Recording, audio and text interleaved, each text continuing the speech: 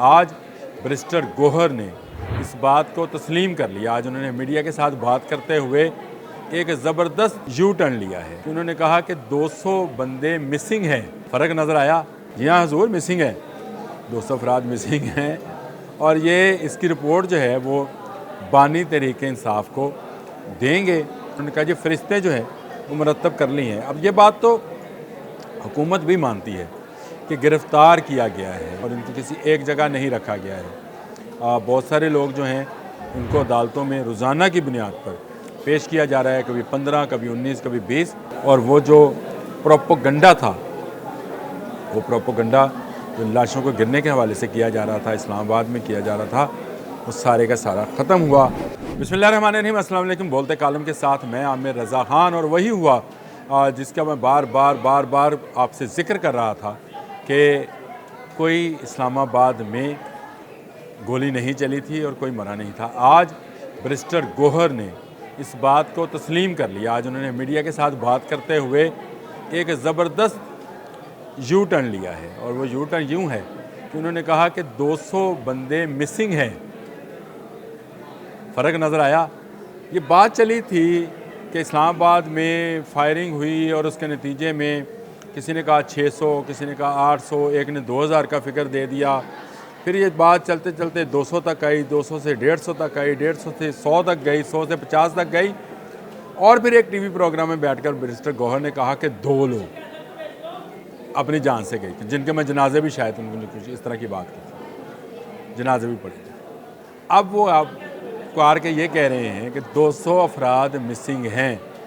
जी हाँ हुज़ूर, मिसिंग है, 200 अफराद मिसिंग हैं और ये इसकी रिपोर्ट जो है वो बानी तहरीक इंसाफ को देंगे ताकि इनके बारे में फ़ैसला किया जाए। उन्होंने कहा जी फरिश्ते जो हैं वो मुरतब कर ली हैं। अब ये बात तो हुकूमत भी मानती है कि गिरफ़्तार किया गया है और ये जो गिरफ़्तारियाँ हुई हैं वो किसी एक थाने की पुलिस ने नहीं की हैं और इनको किसी एक जगह नहीं रखा गया है। बहुत सारे लोग जो हैं उनको अदालतों में रोज़ाना की बुनियाद पर पेश किया जा रहा है, कभी 15, कभी 19, कभी 20। तो एक बड़ी तादाद है जो इस्लामाबाद पर हमलावर हुई थी और उनमें से जो उनके लीडरान थे वो उनको छोड़कर वहाँ से भाग गए और वो बेचारे जो हैं वो कब्ज़े में आ गए, सिक्योरिटी फोर्सेस के कब्ज़े में आ गए, पुलिस यानी पुलिस के कब्ज़े में आ गए। और उनके बयानात भी वक्तन फ़वक्तन आपको सुनाई दे रहे हैं, जिसमें वो कह रहे हैं कि उन किसी से 5000 का वादा था, किसी से ये वादा था कि आप क्योंकि बानी तहरीक इंसाफ इमरान ख़ान को लीडर मानते हैं तो इसलिए आपको जो है वहाँ से डी चौक में जब आप पहुँचेंगे तो इमरान ख़ान ख़िताब करेंगे, यानी अडयाला जेल में से उनको लाया जाएगा। वो आपसे ख़िताब करेंगे जिनको वो अपनी कौम कहते हैं, उससे आपका ख़िताब करेंगे और फिर इमरान ख़ान को एक जुलूस की शक्ल में पेशावर लाया जाएगा। किसी की कमज़ोरियों से फ़ायदा उठाया गया, किसी की मजबूरियों का जो है उस पर उसको फ़ायदा उठाया गया और उनको यहाँ लाया गया। कुछ सरकारी मुलाज़म हैं, ये तो मैं आज भी हुकूमत से अपील करता हूँ कि जो सरकारी मुलाज़म इसमें आए, कम अज़ कम अगर वो वहाँ की सिक्योरिटी फोर्सेस या पुलिस में से नहीं हैं तो उनको छोड़ दिया जाए। कोई पटवारी, कोई क्लर्क, कोई इस तरह के लोग हैं तो वो बेचारे अपनी नौकरियों के हाथों मजबूर होकर आए होंगे, वो कोई शौक़ से नहीं आए होंगे।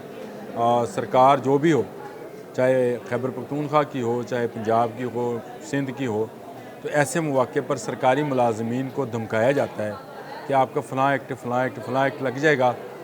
इन सरकारी मुलाजमों को जो कि नॉन वायलेंट थे, यानी वो ऐसे अदारों से, सिक्योरिटी अदारों से जिनका तल्लुक़ नहीं था, जिनके पास असला था या जिनके पास से आपको आंसू गैस की शेल्स बरामद हुए, उनको तो आप बिल्कुल ना छोड़ें, बल्कि उन पर मैं ये कहता हूँ कि उन पर फ़ौजी अदालतों में जो है मुकदमात चलाने चाहिए। ये इस्लामाबाद की हिफाजत करना पाक फ़ौज की ज़िम्मेदारी है। इस्लामाबाद पूरे का पूरा जो है ये मैं इसको एक फ़ौजी तनसीबात में से शुमार करता हूँ। ये मजाक नहीं है कि किसी दारुल हुकूमत पर आप इस तरह से चढ़ दौड़ें। आपने समझ लिया कि शायद जिस तरह से बगदाद हुआ था, सकूत बगदाद हुआ, सकूत डाका हुआ, जिस तरह से अब आजकल सकूत शाम चल रहा है, इस तरह का कुछ सकूत था, तो आप इस तरह से निकलेंगे तो आपको रास्ते में से और फोर्सेज के लोग साथ मिलते चले जाएंगे और इस तरह से आप कब्ज़ा कर लेंगे। आपको हर जगह पे नाकामी हुई है। और अब आप उन से पीछे हट गए उस बात से कि गोली चली और कुछ अफराद जो हैं वहाँ पर मारे गए। अब आप ये कह रहे हैं कि मिसिंग पर्सन है जिसकी रिपोर्ट तैयार की जा रही है। इमरान खान ने भी इशारा दिया है कि वो हुकूमत से मुज़ाकरात करने को तैयार हैं। ये वही इमरान खान है जो इस बात पर हरदर्मी दिखा रहे थे कि हुकूमत के पास क्योंकि इख्तियार कोई नहीं है, इसलिए जो है वो इससे इनके साथ बात नहीं करेंगे। आज वो इस बात को करने पर मजबूर हुए कि हुकूमत के साथ। मैं पहले दिन से ये बात कह रहा था कि इसका हल टेबल पर गुफ्तो शनीस से है, इसका हल मारा मारी से, मार कुटाई से, चढ़ाई से नहीं है। ये पहले दिन से ये बात तय है। आपने हमेशा रावलपिंडी को निशाना बनाया। आपने जो 9 मई के वाक़यात हैं आप उनको पढ़ लें तो आपको अंदाज़ा होगा कि ये किस हद तक जो हैं जा सकते थे ये लोग, और ये जो इस्लामाबाद पर हमला करने की नीयत किए बैठे थे उनको किस तरह से सिक्योरिटी फोर्सेस ने, हमारी पुलिस ने नाकाम बनाया। इनमें से बहुत सारे लोग जो हैं इस वक्त भी गिरफ़्तार हैं, उनको रोज़ाना की बुनियाद पर अदालतों में पेश किया जा रहा है। और वो जो प्रोपोगंडा था, वो प्रोपोगंडा जो लाशों को गिरने के हवाले से किया जा रहा था, इस्लामाबाद में किया जा रहा था, वो सारे का सारा ख़त्म हुआ। अब आप 200 मिसिंग पर्सनस पर आ गए। आपके पास इसके भी कोई सबूत नहीं होने हैं क्योंकि ये जो मिसिंग पर्सनस हैं किसी न किसी अदालत में पेश कर दिए गए होंगे।